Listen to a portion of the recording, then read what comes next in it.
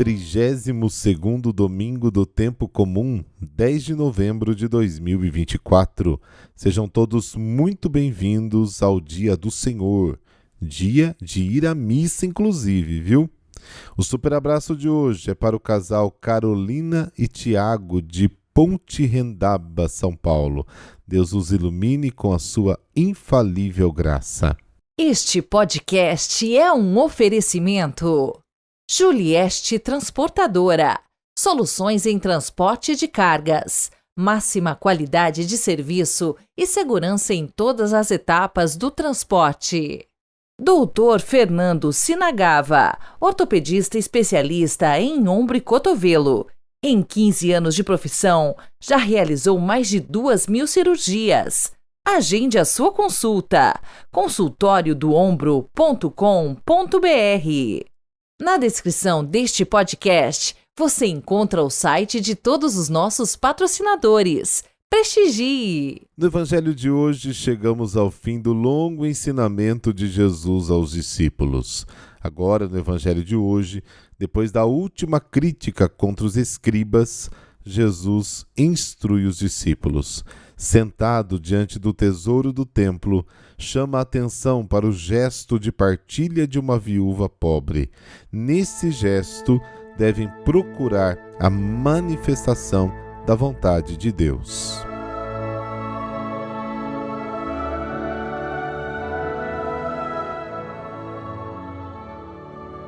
Pelo sinal da Santa Cruz, livrai-nos Deus, nosso Senhor, dos nossos inimigos. Deus de poder e misericórdia, afastai de nós todo obstáculo, para que inteiramente disponíveis nos dediquemos ao vosso serviço. Amém.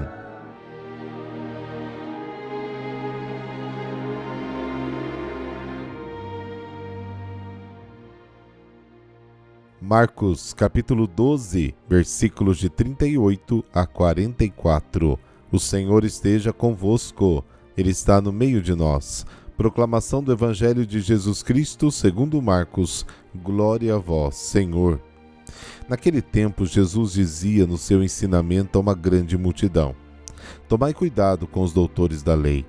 Eles gostam de andar com roupas vistosas, de ser cumprimentados nas praças públicas, gostam das primeiras cadeiras nas sinagogas e dos melhores lugares nos banquetes.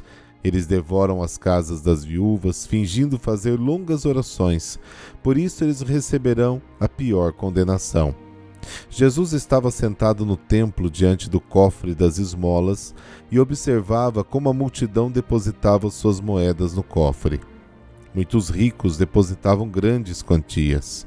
Então chegou uma pobre viúva que deu 2 pequenas moedas que não valiam quase nada. Jesus chamou os discípulos e disse: em verdade vos digo, essa pobre viúva deu mais do que todos os outros que ofereceram esmolas. Todos deram do que tinham de sobra, enquanto ela, na sua pobreza, ofereceu tudo aquilo que possuía para viver. Palavra da salvação. Glória a vós, Senhor.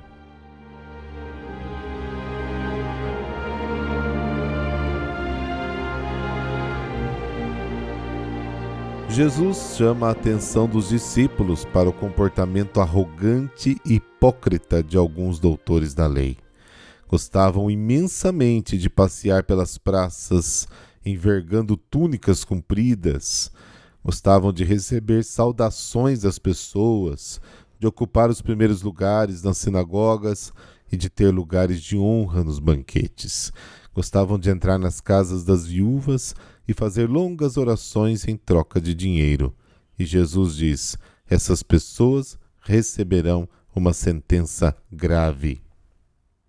Jesus e seus discípulos, sentados diante do tesouro do templo, observam que todos ali deixavam a sua esmola.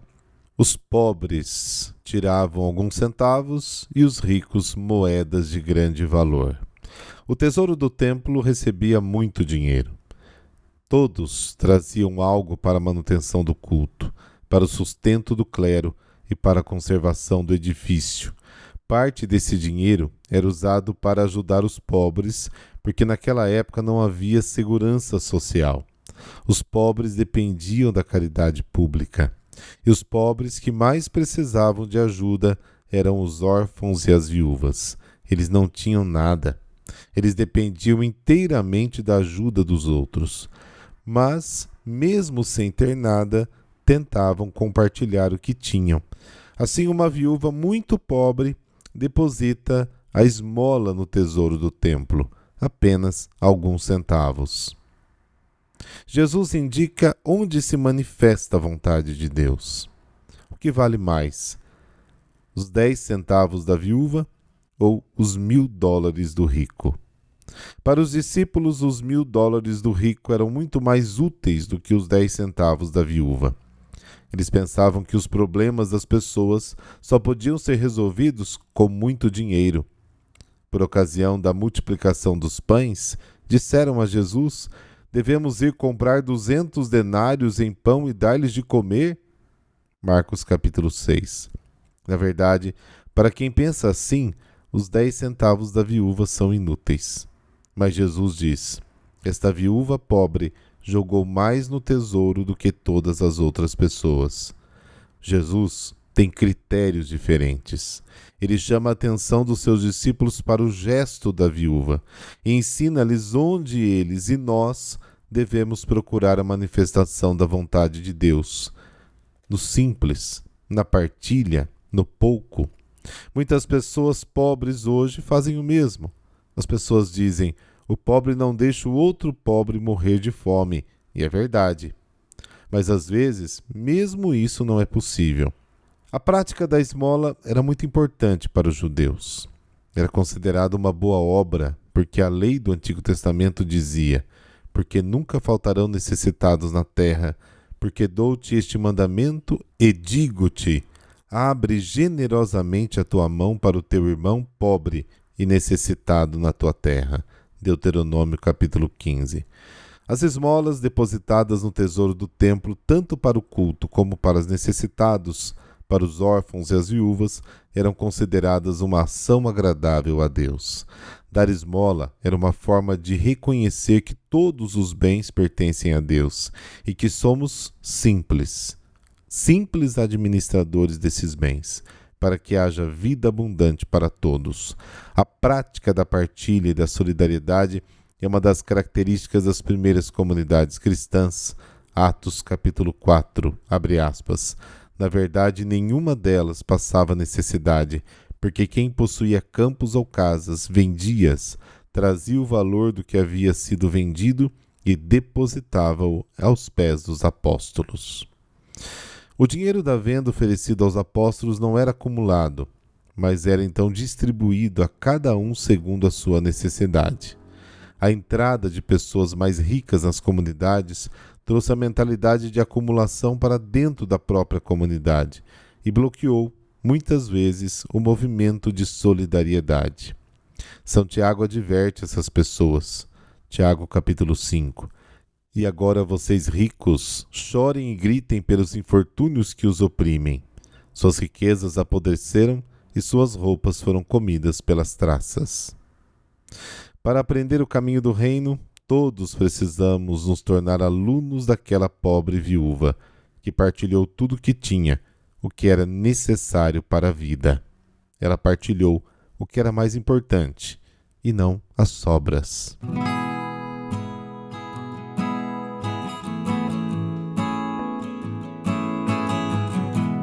Hoje a igreja celebra São Leão Magno. Ele nasceu por volta aí do ano 400, perto da cidade de Roma. Tornou-se sacerdote muito jovem. Em 430 já era arcediácono e conselheiro dos papas Celestino I e Sisto III. Após a morte dele, de Sisto, em 440, Leão assumiu o governo da igreja. Eram tempos difíceis. Internamente a igreja enfrentava divisões por causa de várias heresias, sendo o monofisitismo, aquela que Leão teve que combater mais diretamente. Propagada pelo monge Eutiques, afirmava haver apenas uma natureza em Jesus, a divina, que teria absorvido a sua natureza humana.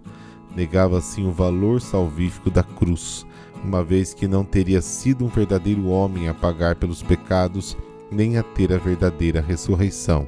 Jesus teria feito apenas um teatro. Leão escreveu ao patriarca de Constantinopla a célebre Carta Dogmática a Flaviano, onde expunha a verdadeira doutrina sobre as duas naturezas, divina e humana, na única pessoa de Cristo. Esta carta foi fundamental no Concílio de Calcedônia, em 451, quando o monofisitismo foi condenado pela Igreja. Também na doutrina, na conservação da ortodoxia da fé, no culto litúrgico, agiu Leão com invulgar sabedoria e oportunidade, ensinando e edificando a cristandade. Deixou escritos mais de 100 sermões e 143 cartas, documentos preciosos para a dogmática, história e ensinamentos da fé cristã. Externamente, São Leão, por seu prestígio e eloquência, por 2 vezes salvou Roma da destruição. Em 452, convenceu o rei dos Hunos, Átila, o flagelo de Deus, a preservar a cidade e a Itália, e em 455 conseguiu de outro invasor, Genserico, rei dos Vândalos, que poupasse a vida dos romanos e não incendiasse a cidade. O Papa Leão teve um longo pontificado, pouco mais de 21 anos. Faleceu no dia 10 de novembro de 461 e foi sepultado na Basílica de São Pedro, em Roma. Recebeu da posteridade o título de Magno, ou seja, magnífico, por ter sido o Papa mais insigne no período anterior à queda do Império Romano Ocidental. Rezemos. Deus eterno e todo-poderoso, quiseste que São Leão Magno governasse todo o vosso povo, servindo pela palavra e pelo exemplo. Guardai por suas preces os pastores da vossa igreja e as ovelhas a eles confiadas, guiando-os no caminho da salvação, através do bom uso dos dons que lhes foram concedidos. Por Cristo. Amém. Por intercessão de São Leão Magno, dessa bênção de Deus Todo-Poderoso, Pai e Filho e Espírito Santo. Amém. Excelente domingo para você e amanhã a gente se fala. Até lá.